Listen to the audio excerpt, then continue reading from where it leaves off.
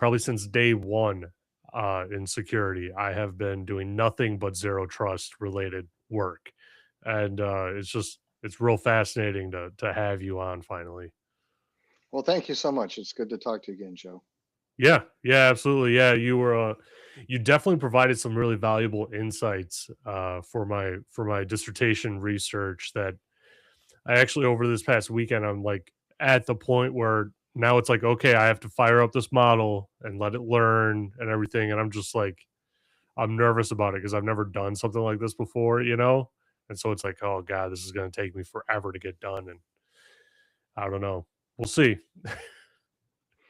Yeah, but that's the fun part, right? I mean, what's the what's the deal with if you weren't trying something new and failing once in a while, right?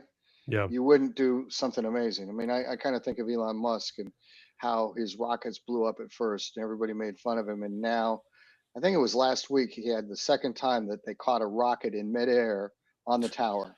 Yeah. Right? There was never a time in NASA's history that they thought, oh, I'll bet we'll be able to catch a rocket in the tower, Yeah. in the launch tower. They never thought that. They didn't have that much imagination.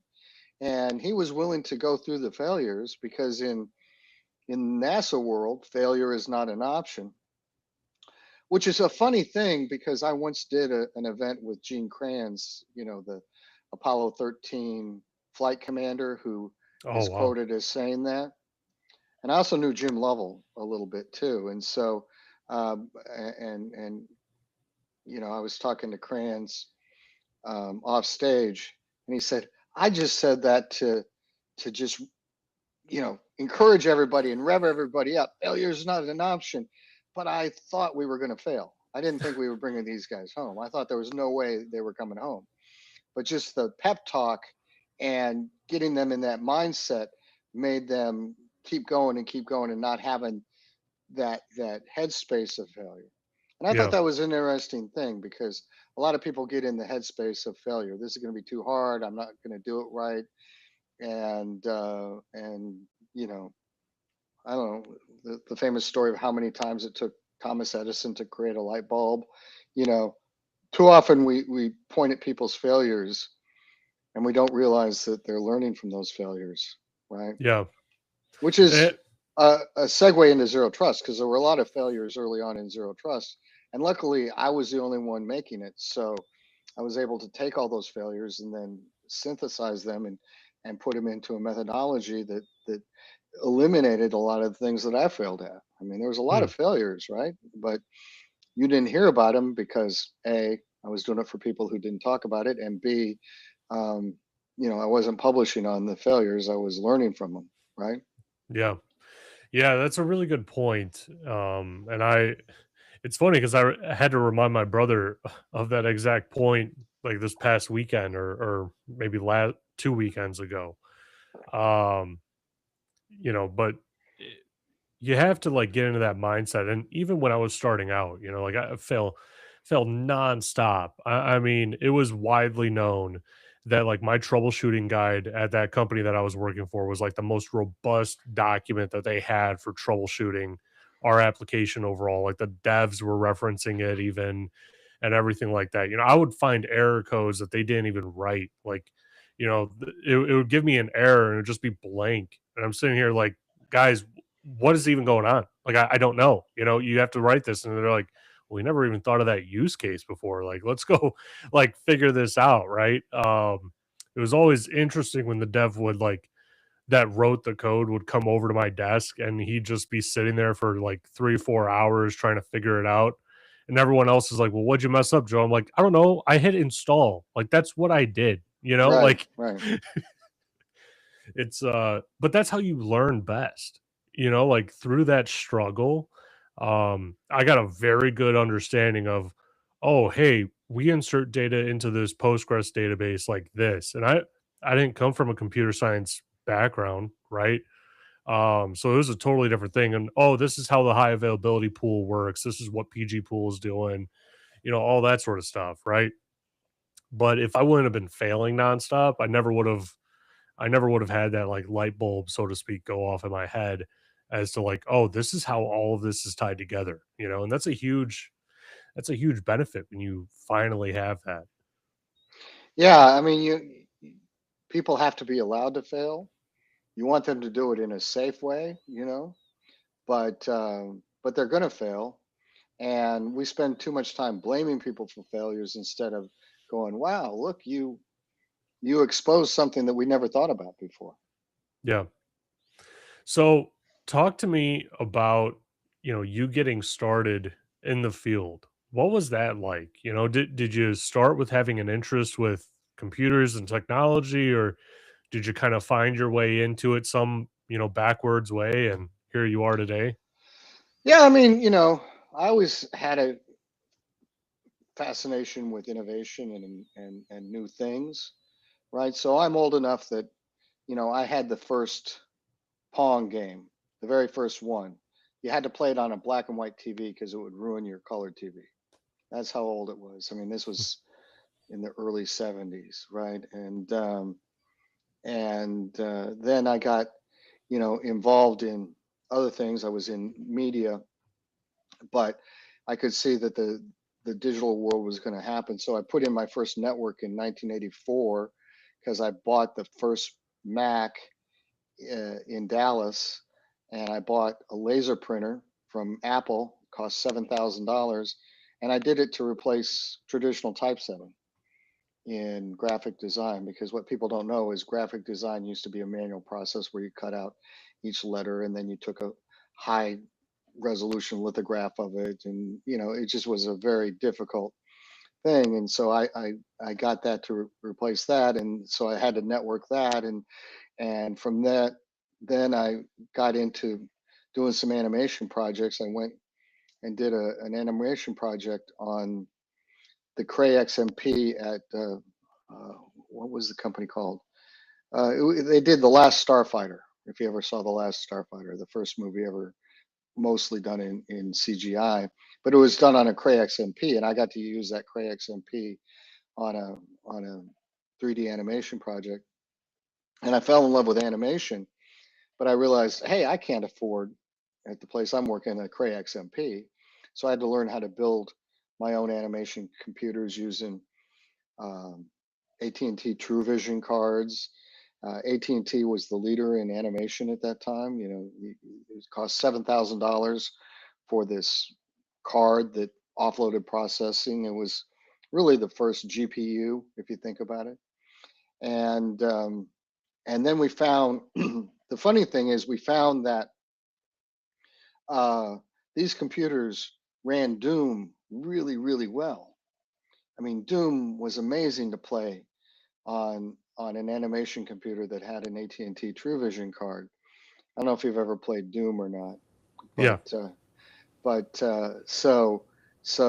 we wanted. Then they came out with a way that it could network together and you could play against each other. And I convinced my boss that we needed an Ethernet network to move animation files around, which actually wasn't quite accurate because the animation files were too big to move across thicknet Ethernet at the time. But we could, when he was gone, play Network Doom.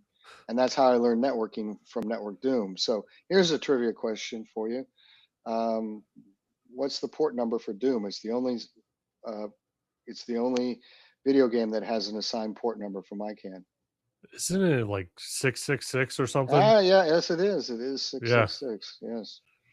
So a lot of, I was talking to an old school Cisco guy, and he was saying there were so many innovations that came out of people playing, in these IT departments playing Network Doom in the evenings.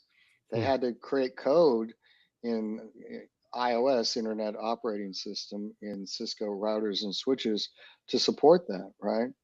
And so, you could make a case, a really interesting case, that a lot of IT was um, driven by um, not computer graphics per se, but video games. So I'll just bring this out. One of my prized possessions, the first NVIDIA Cup, right? Huh. Got this at QuakeCon in the early 2000s when they just come out with their first GPUs and they were showing them off. And why did Jensen Huang create it? To play video games, right? And now Yeah. it runs AI. So there was a secondary use case that they never thought about, but so much of everything was about video games. And because I knew how to do networking, eventually I met somebody who said you should get out of the business you're in because IT pays a lot more than what you're doing. And I'm like, oh, that's cool. And then when I was doing IT, doing routing and switching and stuff, they said we need somebody who wants to do the security stuff. And none of the guys who'd been around for a while wanted to because they all had CCIEs, and I was still on my CCIE track. I hadn't gotten to that point, and I was kind of like, geez, do I really want to spend thousands of dollars on a CCIE lab, And so I I said, I raised my hand. Yeah, I'll do network security. It was network security, and then it became information security. Now it's cybersecurity. What's a cyber, and why are we securing it, right? But so I started basically installing IDSs and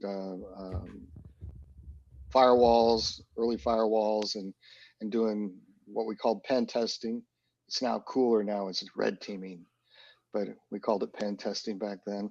And vulnerability scans for PCI, and it was a QSA, and so all those things were great experiences that led up to being able to, you know, build the foundations of the things that I saw were failures. That when I was at Forrester, when I moved over there, I was actually allowed to do that research and come up with that, because I don't think I would have ever been allowed to create zero trust if I was at a vendor or something else.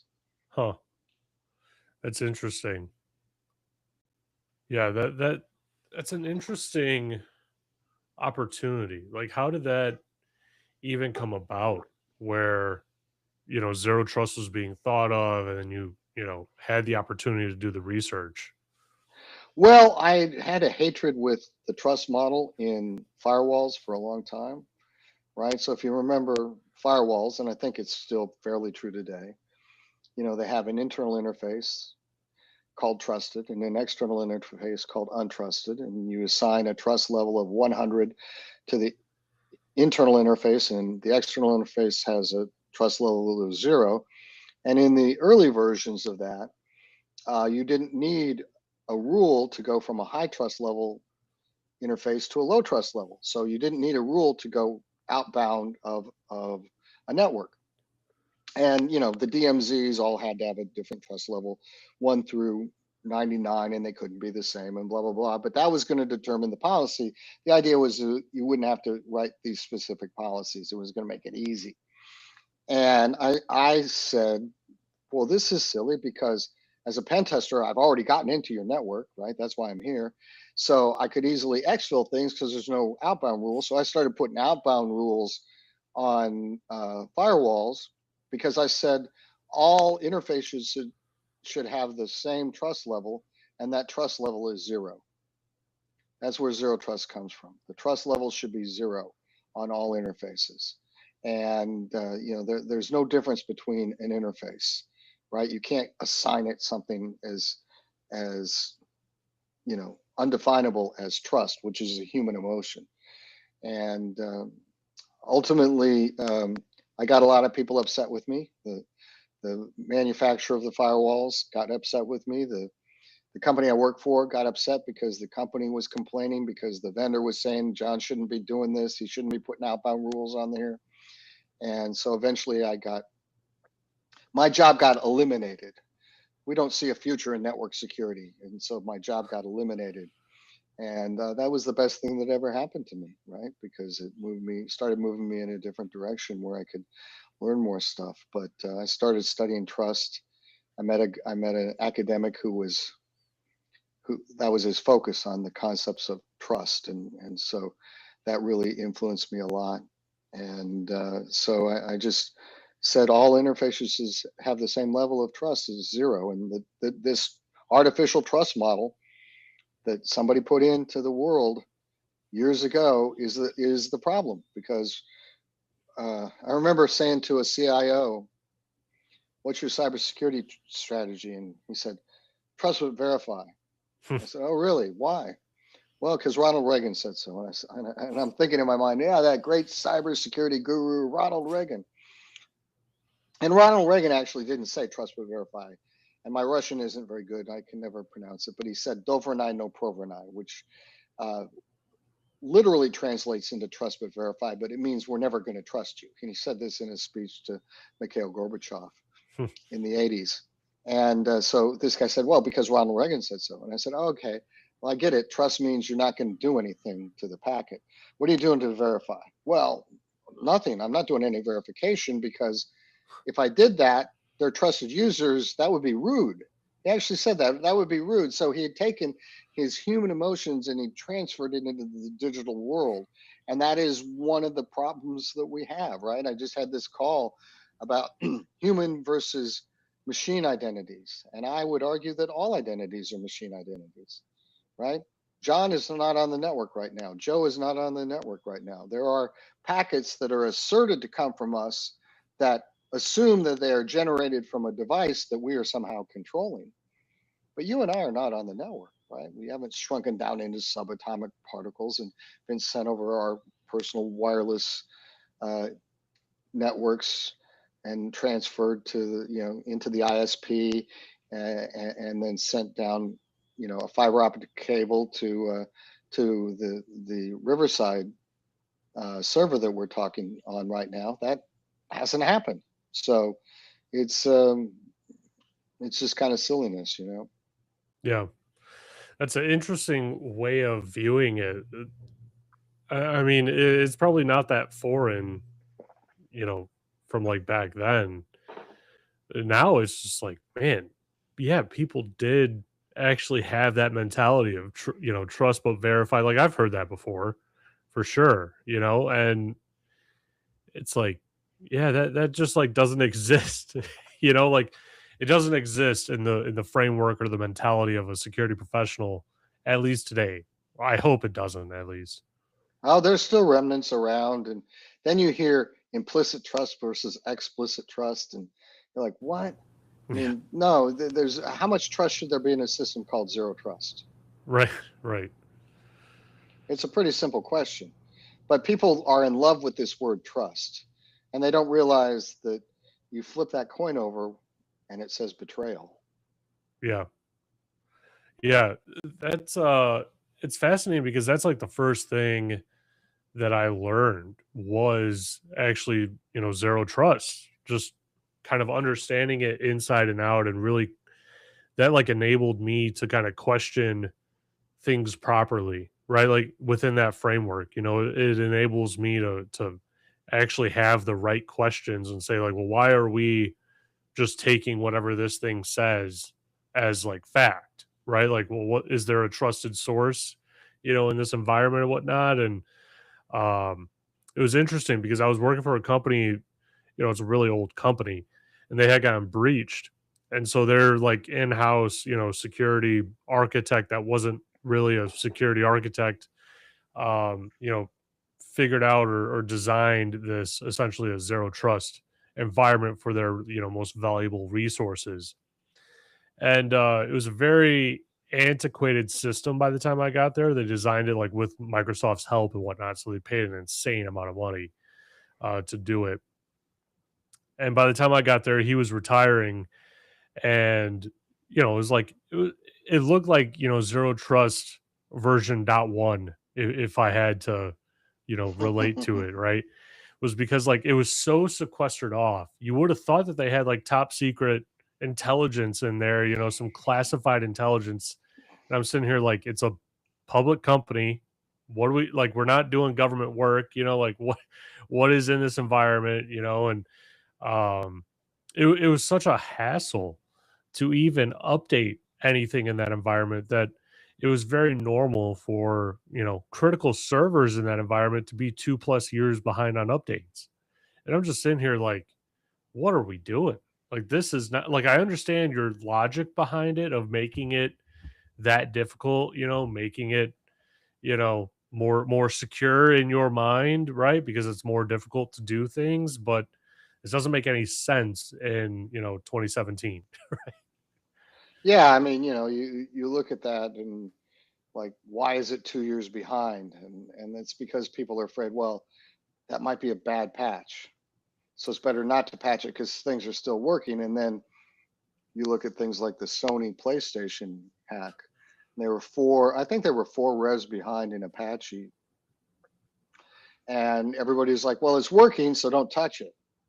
Right. Well, and then it quit working for weeks and weeks and weeks and weeks and weeks Yeah, because nobody could calculate that impact. The yeah, real impact that it actually has, human beings can't calculate that, because we always, what's the impact going to be? And it's not going to be very much. And then you look at JLG, and I don't know how many days they were down and couldn't make cars, and still aren't really rolling cars off the assembly line too quickly, and at the same time had to have a huge cash infusion from the UK government, because if they didn't, they would be out of business, right? They would have been hacked out of business. So, I think a lot of people are just too afraid of doing the right thing. And I tried to make zero trust simple enough in a way that you could deal with each protect surface on its own, so that if you had a failure, it would only be to a very small part of the system, not everything going out. yeah, yeah. That is uh that is very true. That's a great way of thinking about it too, right? And it's such a I feel like it's such a I don't know, like a common sense, thought or fundamental ideology for security now, right? That people don't even realize that it wasn't like that before, like the reason why that company was so far behind on their patches on their most critical resources was because it was actually so difficult to get in and actually do the patches. The team that was doing the patching, they would get in, they'd start the patching, and then their session would time out, and they'd have to go through this. I mean, it was literally like a 30-minute process to gain access to these resources. So then they have to log back in, monitor the patch, all this sort of stuff because it just wasn't automated, like even just logging in to check it was difficult. And so like literally like we had rogue IT deploying like rogue, IT servers and stuff outside of this protected zero trust environment just so that they can operate the company. Yeah, you saw that That's all the just time. Yeah. it's just like how crazy it was. And I mean, I remember sitting down with the security team and saying, "Okay, we have, CyberArk. What version are we on?" Right? And they told me, "Well, which instance of CyberArk, are you talking about?" I said, "We have multiple instances of CyberArk." And they said, "Oh yeah, we have like 5 of them." I'm sitting here like, "Why do we have 5?" And they're like, "Well, we had to have one for this environment and one for this environment, and then it gets behind, and so we just decided to deploy another one, and we can't patch that one. So every couple of years, CyberArk makes another couple $1 million off of us because we have to like deploy new infrastructure." And I'm just sitting here like, "Oh my gosh, like what did I just get signed up for?" Because I was like a weekend. Right. I was like, "Oh God." That would be frustrating, right? I mean, again, you see that kind of stuff happen, especially in where the teams don't communicate to each other, Yeah. right? So you have a lot of, sometimes zero trust is the glue between teams, because then they start talking to each other because they have to, and they go, oh. I had one guy say to me, boy, I really hate zero trust. I said, I thought you liked you just told me a week ago that you really liked what you deployed. And he says, well, I do, but the problem that I have now is that if there's a problem on my side, there's so much transparency and visibility that I can't hide it anymore. And I can't blame somebody else. So everybody knows that there was a problem on my team, and I just have to fix it. And he was joking around, right? But again, it was just, it had eliminated these conflicts between silos that were happening. in a lot of these organizations. And that's one of the things that I saw as a big benefit, was that people had to come together and actually talk and have conversations about what they were trying to do, so that you could uncover those five versions of CyberArk, and you could consolidate and you could do things. Because in reality, if you're doing zero trust correctly, no one should know that they're on a zero trust environment, right? Right. They should only, I mean, Ed Snowden isn't going to call up the help desk and say, "Hey, I was in the middle of setting up these SSH tunnels to download sensitive documents to give to WikiLeaks, and I no longer have access. Can you provide?" He's not going to do that, right? So the only people who are going to know that are people who are A, either doing bad stuff, or B, somehow got missed in the system, and they go, "Hey, I'm supposed to have access to this resource, but I don't now." And then their manager has to say, "Well, you really didn't need access to that," or say, "Okay, let's give you access." But it becomes very simple at that point. And we give too much access to too many people for no reason, just because they've always had it. And that's the problem. So people get upset if they don't have access to something, but it's not something that they needed in the first place. So why are you upset? You're not going to use it. I have very little access to things in my company because I don't need it. I need Word, I need PowerPoint, I need my Outlook, I need Slack. I need a few things. That's all I need. I don't need any access to any sensitive data anywhere in the company. And even when I do stuff for, say, government clients, I was once going through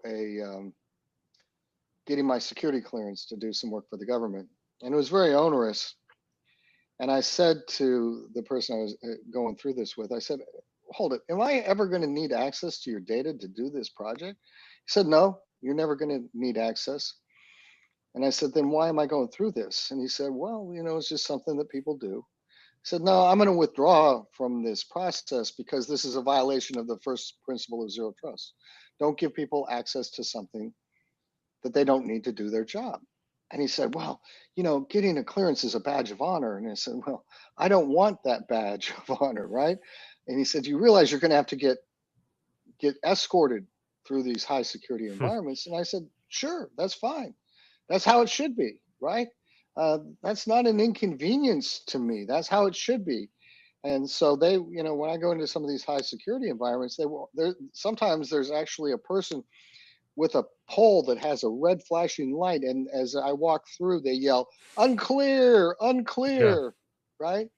And I see people turning off their monitors. I've seen so many people turn off their monitors so I can't tell that they're playing solitaire, which is apparently the number one application in the U.S. federal government. But that's how it should be, right? And I love it because it's like being in a Monty Python movie. Bring out your dead. I'm not dead yet. I mean, it's just, yeah, that's how it should be. I shouldn't have access to any of that. I shouldn't need a clearance to do the high level abstracted work that I'm doing for you, right? I should be, if I'm in a high security clearance place, I should have somebody watching over me all the time. These are things that should happen. And it doesn't bother me in the least, and it bothers other people, right? Yeah. And and as I said, I think I just mentioned, it's a badge of honor, and to me, it's a badge of dishonor. I'd rather wear the scarlet A of access, right? Hmm. I have limited access, Yeah. and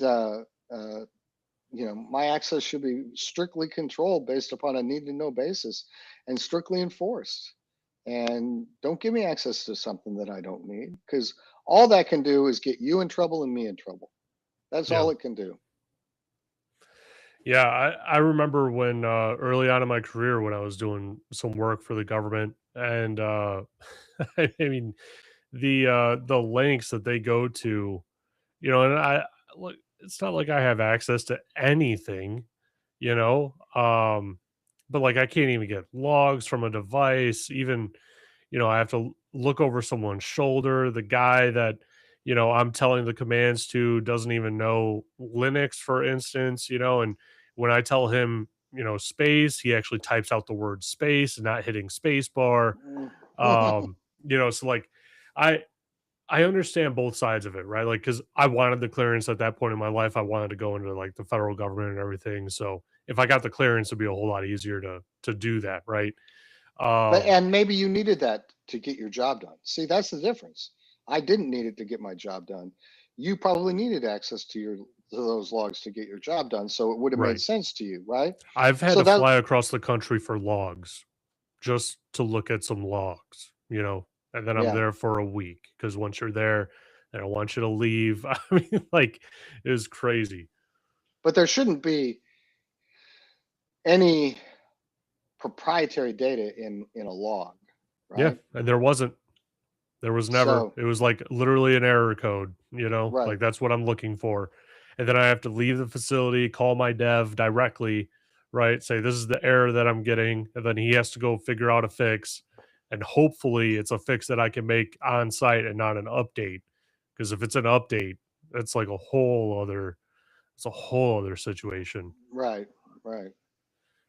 Well, and I think that these are very complex systems, Yeah. but we haven't really figured out how to properly document them. Hmm. We haven't figured out how to industrialize IT the way we did other things. I recently, my daughter, um, she and her husband and my grandson live nearby, and their washing machine flooded. And I'm a pretty decent plumber, so I went over there with my plumbing toolkit. And what is the first thing I did? I looked up the model number. I found a manual, right? There was a manual and it was printed out and it said, if, here are, this is your symptom, water's coming from this place. Okay, here's what you do. 30 minutes later, it was fixed. I didn't even have to pull the dishwasher out because there was a manual that said, here's a common thing that happens and here's what you do to fix it. But we don't document things like that. We keep it all in the heads of the guy who's about to retire, right? Right. Which is why you have like the Cobalt Cowboys. I live in Texas, and out here in Wiley, Texas, there's a group of people called the Cobalt Cowboys. You ever heard of them? No, they're probably like the last 20 guys on the planet that know COBOL. Yeah, I yeah, actually know one of them. He's a family friend, and I was talking to him, and I was like, "COBOL? Like, I've never even heard of that." Because I met him, like, when I was first getting into IT. yeah. And he goes, "Yeah, it was a really old language, but I'm the only person at the company that knows it, and we're never getting rid of the mainframe. So my job is secure forever." Like, It is, and these guys get called up, and they work 2 or 3 weeks a year, and they make $1 million. They can yeah, ask for whatever they want because there's nobody who does it. And I tell young people all the time, if you want a secure job, learn COBOL yeah, because I mean, pretty soon everybody who knows COBOL is going to be either in a grave or in some sort of suspended animation in the basement of companies, and they're going to have to go do the Dr. Frankenstein thing to wake them up or something because it's just a lost art, and it's just a language, right? But we don't teach it because it's old, it's decremented, no one uses it except you know 90 some percent of financial transactions are done on mainframes. right, IBM's mainframe business grew year over year last year. yeah. They're not going away. That's crazy. I didn't even know that that that was a stat. Like I worked for a credit bureau, and we had a mainframe, and I mean, the thing was giant. We had like basically we had several data centers within the building that we were in, and I mean the one with the mainframe, it basically took up the whole floor. Like that was the only thing that was in there, except for maybe a few other server racks, but that Oh, was it. you should see them now. I mean, IBM has them. I went to a bank. They just replaced their mainframes and put in two in HA mode, and they're 2 rack units each, equal to what used to be a tower, right? Wow. And so you're actually seeing kind of a resurgence of mainframe, and mainframes run AI really well too, right? Huh. So everybody talks about that as legacy, and I was doing a panel discussion once a number of years ago. We were talking about this question, and we came to the conclusion It's not legacy if it's making you money. And I was talking to the CTO of one of the world's largest banks about his mainframe, and he said that the dev guys are always trying to get me to move it to the cloud. And so I said, okay, put together a proposal on how we do that. And they did. They knew how to do it. And what was the price tag? Well, let's just say it was $1 billion. And I asked him, well, how am I going to make that $1 billion back plus another extra $1 billion to make it worth my while? Well, you're not. You have plenty of money. You're a bank. Well, it makes no financial sense for me to ever spend that $1 billion. That's $1 billion in wasted cost when I've got something that works really, really well. It's really efficient, and it's got a lot of built-in security controls, RBAC and all that kind of stuff. And so, why would I ever do that? And they couldn't answer that. It was just because it's not cool to have a mainframe. It's cool to be in the cloud, Yeah. and that's not the right answer from a business perspective. Hmm. That's really interesting, because I, I usually I usually recommend to people that when they're getting into the field, think of it in terms of like, hey, what is coming? Start specializing in that, start focusing on that and learning it and whatnot to kind of future proof your career to some extent. I mean, you're never going to be like fully future proof or anything like that, right? But it at least gives you a leg up against the people that are working on a deprecated technology that no longer, runs everywhere, right? But in this case, we're actually talking about going backwards and learning a technology that is still prevalent in an industry that, maybe you want to work in that industry, but it's an industry that historically, I mean, you get in and you stay within it, forever, right? Like Right. I can't even tell you how many companies I've been at that are in the finance industry where, when you go and talk to another finance company, they literally say on there, we want someone with finance experience. And I'm just used to dealing with stock traders and portfolio managers and, you know, all these people that are dealing with these like high frequency trading and everything. Like I'm used to dealing with that because my entire career has like been in that industry. It's a fascinating way of looking at it. I never even thought of, looking at mainframes as something to like even pick up. Yeah. I mean, it's just it's one of those things when when you're in that industry, you're not in milliseconds, you're in microseconds, Oh yeah, right? nanoseconds. Yeah, Right. You're like, and a lot of the cloud can't do yeah, that, right? The cloud can never do that. There's going to be latency that's injected into the system, so you want that mainframe as close to Wall Street as you possibly can, and mainframes are really good at that, and they still do a lot of that work, and hmm, it's because they do it really fast, really efficiently, and and they're very stable, right? yeah, So you know, I would it would be interesting if we could get somebody like at a university to teach somebody COBOL versus Rust or some of the new languages or the AI vibe coding, and then see in like 2 years their salaries. yeah.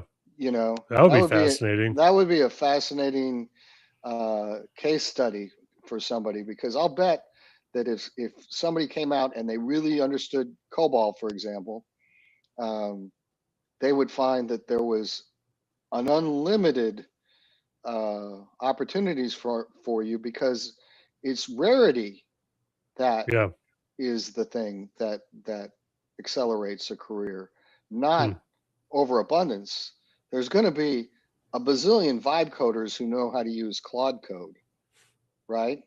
Uh, everybody and their dog is doing that now, and but you know, there's going to be you'll be able to count, you know, the number of professional COBOL coders on a couple of hands probably, yeah, and they're going to be needed. yeah.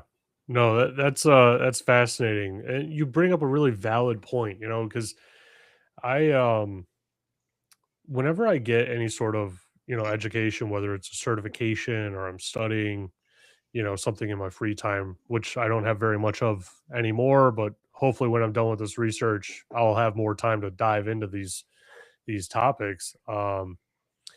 You know, you're there's two ways of approaching it, right? Because I talked to someone previously, maybe 2, 3 years ago at this point, and he had like every cert under the sun, right? Not really specialized in anything necessarily, but he had just about every cloud cert that you could possibly have: AWS, Azure, GCP, all that sort of stuff. And I always recommend that people, choose an area and go deep into that area, right? Like learn it as best as you possibly can, because that's where you're gonna get the most bang for your buck. It's one thing to check a box for HR, but it's another for you to actually understand it, at length of what are trying to accomplish and whatnot. Yeah, yeah. And you have to be sort of a generalist now. And if you're in the cloud world, you have to know how to use multi-cloud systems, and there's so many of them, and they all kind of work differently, but they all kind of work the same. And then there's different things, different. So and then programmatically, there's probably going to be a lot of systems that are going to control those things externally, and blah blah blah. But again, if everybody's doing the same thing, it diminishes the rarity, right? Right. Gold is valuable because it's rare and there's no more being made, Yeah. right? And so rarity is, if you can get yourself injected into a rarity system, which I don't even know if that's a thing, but I just coined a new word, but a rarity system, um, then yeah, I mean, Bitcoin has value because there's a limit to how many Bitcoins can ever be mined. Yeah. If there was an unlimited number of Bitcoins that could be mined, they wouldn't have any value. Right. Yeah. That makes a lot of sense. Where where do you see just the tech industry overall going? Y- I asked this question almost hesitating, right? Because no one really knows exactly where it's going, but there's also reports that, OpenAI is kind of maxing out on their capability, right? They're reaching a peak to their own capability, and um it's quicker than what they expected, quicker than what anyone else expected, right? Or that the new NVIDIA GPUs are not performing as they would have expected or wanted or whatever it might be.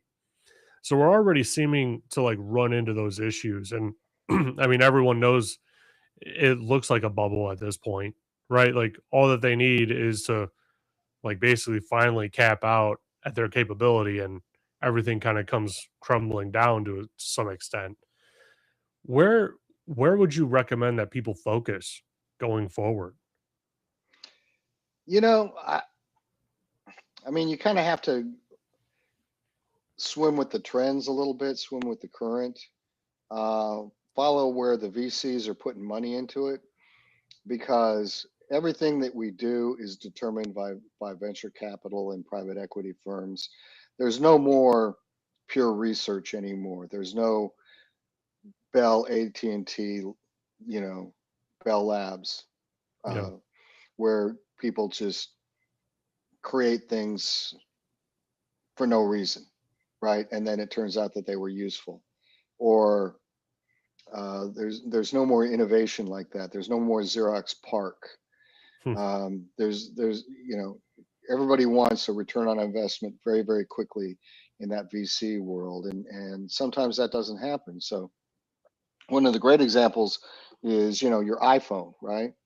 Um, the iPhone has Gorilla Glass in it, made by Corning. Corning invented Gorilla Glass in 1966, thinking it would make Hmm. a great windshield. And it did. It was very resistant to breaking, but when it did break, it sent dangerous knife sharp edges of glass into your body. So they didn't have a market for it.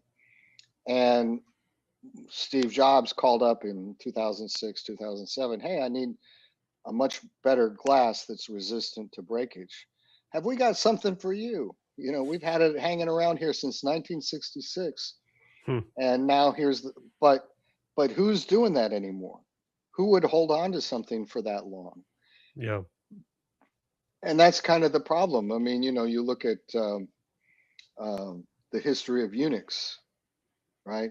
Dennis Ritchie and Ken Thompson were at Bell Labs, wanted to create a video game.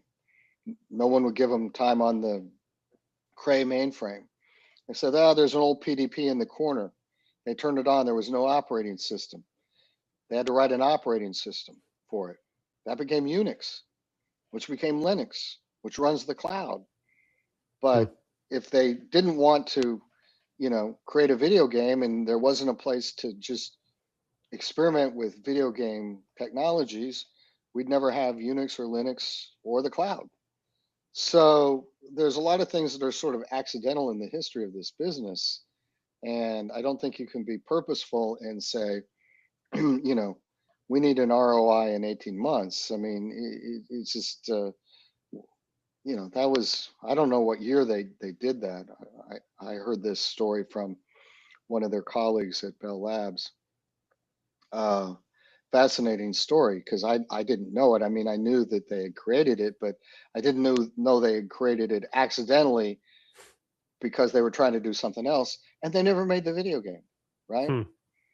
So, uh, you know, and it kind of goes back to that theme that a lot of things in cybersecurity and in IT, you know, were driven by video games, you know. Yeah. So I don't know where it's all going. I mean, a lot of the things that VCs are pushing for people to buy are not particularly useful. You know, they give people a lot of noise, but not a lot of signal, Hmm. and people don't know what to do with it. But they think they need to have it, right? So you get a lot of, uh, you know, DR things, you know, something DR. Everybody puts a DR at the end of it, and that's just here's all the telemetry. You know, it's kind of like what in Schneier's book Secrets and Lies he quotes Marcus Rainham, and this is going to be a very rough quote of that off the top of my head, but Rainham said IDS is like somebody walking up to you on a battlefield and going, "Hey, that's a horrible sucking chest wound. I hope somebody takes a look at that for you." Versus a firewall is you get to wear some body armor, right? Yeah. And that's a true statement. And but we have a lot of technology that is just more of that's a horrible second chest wound. That's a horrible second chest wound. That's a horrible second chest wound. And that's not very useful to know that you have horrible sucking chest wounds. What do I do with all this telemetry that you've given me? Right? Yeah. I mean, you've Yeah. looked at enough logs to know that's a lot of times you don't know what to do with it. Yeah. Yeah. You need to start like go investigating it, asking around a little bit, you know? I once, when I was covering SIM at Forrester, which is what we called it at the time, we refused to talk about CM, you know, because we thought, in our view, information and events were the same thing, and it was just a confusing the market. But when I was covering SIM, I was talking to a CIO about his SIM product, and he said, you know, it's a little bit like reading tea leaves at the bottom of a cup. I know it's supposed to tell me something, but I have no idea what it is. And I said, oh, so if you had to do it over again, you wouldn't buy it? And he said, no, I would absolutely buy it because if I don't have it, it looks like I'm not a mature organization, Right. right? So, you know, uh, PCI requirement was it 10? I think I don't remember, but the one for log management was the the thing that saved the sim business because I was trying to sell it in resellers at the time and you couldn't sell it, and PCI came out and said you need to do log management. They never said you needed a sim. They said you needed a, to collect logs and you needed to look at them once a day. but the vendors picked that up and said, well, you need a SIM, which wasn't true, right? And so now you had a lot of movement in the SIM business, and it just gave people a lot of tea leaves that they didn't know what to do with, right? They weren't Hmm. that good at fortune tellers, and it's kind of, it was the full employment act for the SIM business in some ways. That's interesting. I didn't even realize that. But every single sim product has log management in the description of the product, probably for that exact reason. Yes, absolutely, because Huh. one of the requirements, I want to say it's 10, but it's been so long since I've looked at that. I mean, I'm a former QSA, so I used to have every requirement memorized, but that's been a long time ago. Uh, but yeah, and I remember my first day of training at Visa's headquarters, Visa's technical headquarters in Foster City. This CISO of Visa came out and said, "We put that in not for you, not for the client, but for us, because if there's a credit card breach, we need to know what happened." And we're going into all these places where there's been credit card breaches and there's no logs and we don't have any idea what happened. So we did that for us, not for your client that you're going to be doing the um, assessment for. You're going to be validating the assessment, whatever it is. And so uh, it was kind of a eye-opening experience when he said, "That's not for the end users. That's for us. So we know why it happened, right? Hmm. And maybe they'll get some value of it, but it's really hard for them to operationalize that kind of stuff." Hmm. Yeah, it's fascinating. Well, John, we're unfortunately at the top of our time. I had a fascinating conversation. It was fantastic having you on. I really do appreciate you coming on. Oh yeah, anytime. Let me know, Joe, and good luck on your dissertation. I can't imagine the psychic pain that you're going through right now, but you know, send me a copy when it's done. Yeah, yeah, no, I absolutely will. Well, John, before I let you go, how about you tell my audience, where they could find you if they wanted to connect and maybe learn some more. Yeah, easiest place is LinkedIn. That's the place I spent. That's probably the only social media I really use anymore. So I post things, for the work I'm doing at Illumio or stuff on Zero Trust over there, and I get a couple of hundred LinkedIn connection requests a, a week. So if I don't get to yours right away, I apologize. I'm just trying to get through it all, and get a few at a time and then go back to work. So, but that's the place I'm most visible at. And then you can go to lumio.com and search for our Zero Trust Hub. And a lot of the blog posts and things that I write are on our Zero Trust Hub over at illumio.com.